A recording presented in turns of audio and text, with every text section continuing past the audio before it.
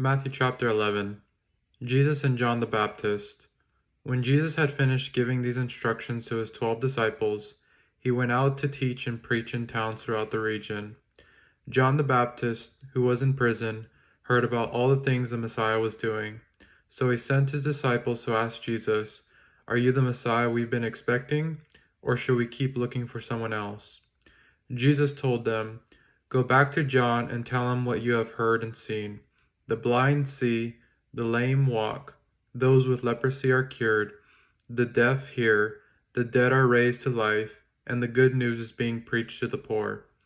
And he added, "God blesses those who do not fall away because of me."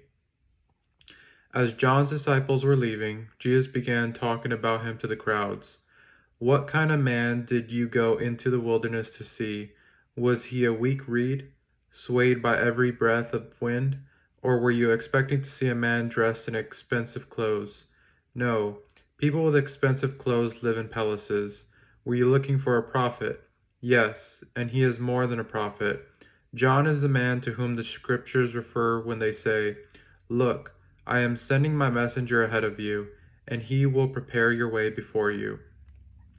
I tell you the truth, of all who have ever lived, none is greater than John the Baptist, yet even the least person in the kingdom of heaven is greater than he is. And from the time John the Baptist began preaching until now, the kingdom of heaven has been forcefully advancing, and violent people are attacking it.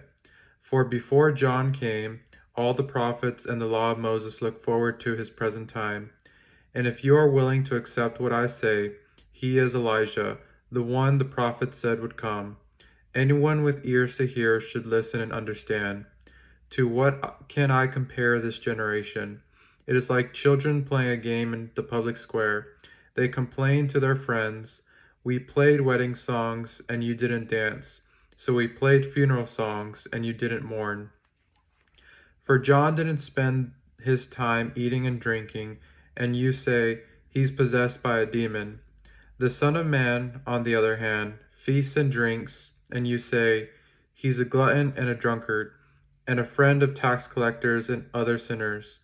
But wisdom is shown to be right by its results.